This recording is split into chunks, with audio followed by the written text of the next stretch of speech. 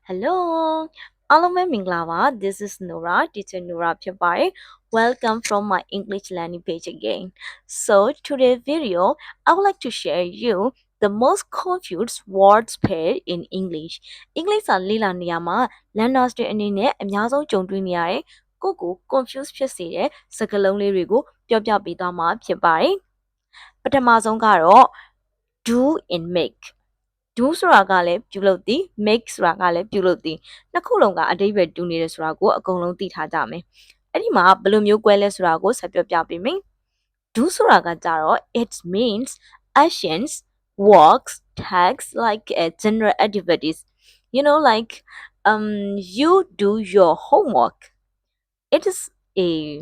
action it can also say the general activities that you have to do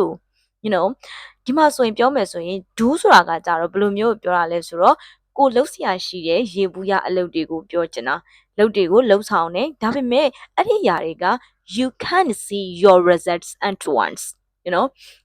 မင်းဒီဟာကိုလုပ်ပြီးတဲ့အခါမှာ result ကိုချက်ချင်းမြင်ရမှာမဟုတ်ဘူးဒါကိုငါတို့တွေက do ကိုသိရမယ်ဘယ်လိုမျိုးကွဲလဲ you do your homework မင်းကမင်းရဲ့အိမ်စာလုပ်တယ်မင်းပြုလုပ်တယ်မင်းရဲ့လုပ်ဖို့လိုတဲ့အလုပ်ကိုမင်းကလုပ်တယ်ကွာဒီလိုမျိုးပြောချင်တာအဲ့ဒီခါကျတော့ do ကဒီ action အနေနဲ့ပဲဖြစ်တယ် activities work tasks အနေနဲ့ဖြစ်တယ်နောက်တစ်ခုကကြတော့ I do yoga every morning ငါမနေ့တိုင်း yoga လေ့လာတယ် yoga ကျင့်တယ်ဒီမှာဆိုတော့ဒါ yoga ကျင့်တယ်လို့ပြောမယ်ပေါ့နော်ငါမနေ့တိုင်း yoga ကျင့်တယ်ဒီလိုပြောတဲ့အခါမှာလေဒါတူတူပဲဒီ result ကိုချက်ချင်းမမြင်ရဘူးကိုပုံမှန်နေ့စဉ်လုပ်နေကြလှုပ်ဆောင်နေကြအလုပ်တစ်ခုကိုကလုပ်တာဖြစ်တယ် so အဲ့ဆိုရင် make ကကြတော့ဘယ်လိုမျိုးကွဲလဲ make ကကြတော့ make ဆိုတာကလည်းသိထားကြတာကပြုလုပ်တည်လို့သိထားကြတယ် okay so make ကကြတော့ဘယ်လိုမျိုးပြောတာလဲဆိုတော့ you do you do something to see the researchမင်းကအဲ့တခုကိုပြုလုပ်တဲ့အခါမှာ result တွေ့ရဖို့အတွက်လုပ်တာ I make a cake ငါကိတ်မုတ်တလုံးပြုတ်လုပ်တယ်ငါကိတ်မုတ်တလုံးပြုတ်လုပ်တယ်အဲ့ဒီခါမှာကိုကလှုပ်ပြီးတဲ့ခါမှာကိတ်မုတ်ကြီးကလှလှပပကြီးကိုထွက်လာမယ်ဒါကိုလှုပ်ရင်လှုပ်တယ်လို့မျိုးလှလှပပလည်းပြင်မယ်ကိုလက်ရမကောင်းရင်မကောင်းတယ်လို့လည်းဖြစ်မယ် so အဲ့ဒါကြောင့်မို့ဒီလိုမျိုးကိုပြောတာ I make a cake အဲ့လိုပြောလို့ရတယ်ဒါမှမဟုတ်ရင် I made a mistake ငါအမှားတစ်ခုပြုလုပ်ခဲ့တယ်ကိုအမှားလုပ်မိသွားတဲ့ခါကျရင် I made a mistake ဒီလိုမျိုးကိုလည်းသုံးပါတယ်ဒါဆိုရင်တော့ do နဲ့ make နဲ့ကဘယ်လိုကွဲလဲဆိုတာကိုသိပြီလို့ယူဆပါတယ်နောက်တစ်ခုဆက်ပြောပြပါမယ်နောက်တစ်ခုကကြတော့ brain can take you already know right brain can take bring ဆိုတာကလည်းတည်ဆောင်သည် take ဆိုတာကလည်းတည်ဆောင်သည် but it may have different usage in some sentences နော်တချို့ဝါကြတွေမှာတော့တခြားအဓိပ္ပာယ်နဲ့သုံးတာတွေတော့ရှိတယ် but in general ရေဘူးရအပြင်ငါတို့ဘယ်လိုသိထားကြလဲဆိုတော့ bring ကကြတော့လေ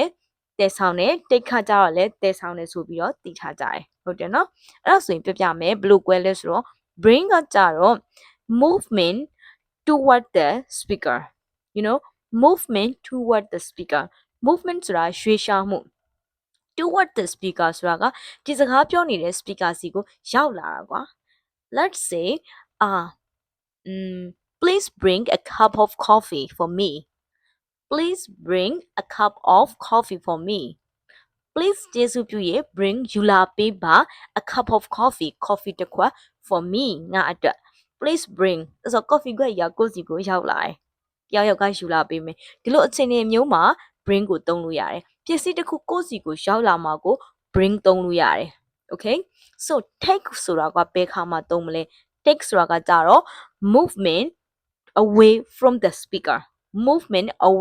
the speaker you see like I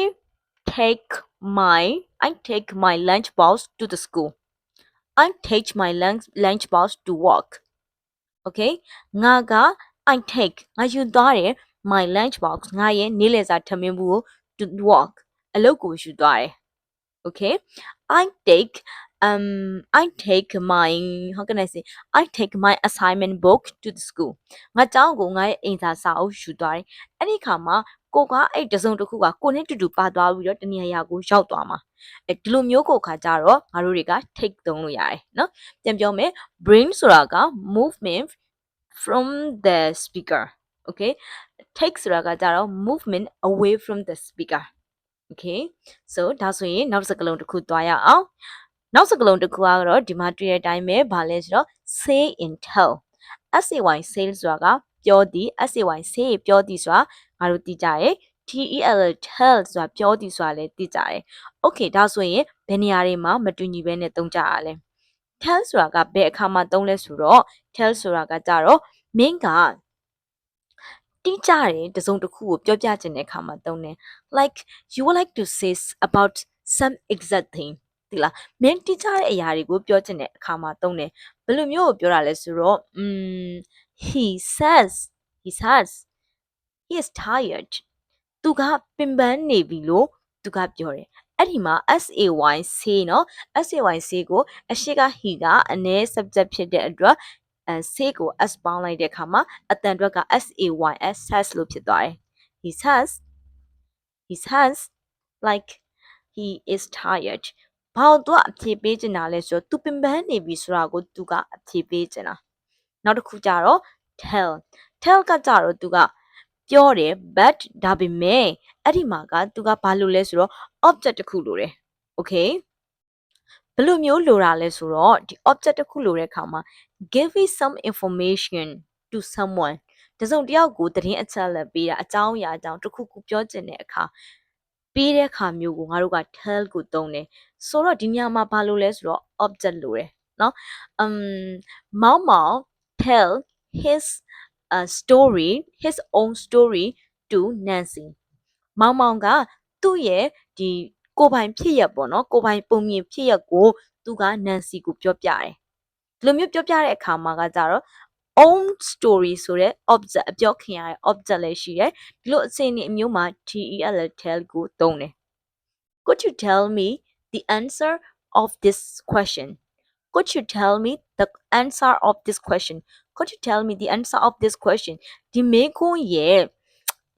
အဖြေကိုမင်းပြောပြပေးလို့ရနိုင်မလားဒီလိုနေရာမျိုးဒီမှာဆိုသိကြရဲကဘာလို့သိကျင်တာလဲဆို tell ကပါလေ tell ကပြောတယ်ဘာလို့သူကပြောချင်တာလဲဆိုတော့ answers of the question က object ဖြစ်သွားတယ်ဒီမေးခွန်းမှာဟုတ်ပြီနော်အဲ့ဒါဆိုရင်တော့အခုဒီမှာပြောသွားတာဆိုရင်ဒီ say နဲ့ tell နဲ့အကြောင်းလေးပြောလို့ပြီးပြီနောက်တစ်ခုပြောပြမယ်ဆိုရင်တော့ borrow နဲ့ lend နဲ့ borrow borrow ဆိုတာကိုသိတယ် lend lend ဆိုတာကိုလည်းသိပြီးသားဖြစ်မယ်ပေါ့နော် borrow ဆိုတာကချင်းကသည် lend ဆိုတာကလည်းချင်းကသည်ဘယ်အခါမှာ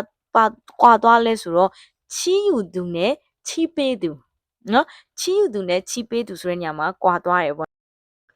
borrow ကကြတော့ဘာကိုပြောတာလဲဆိုတော့ take something from someone temporarily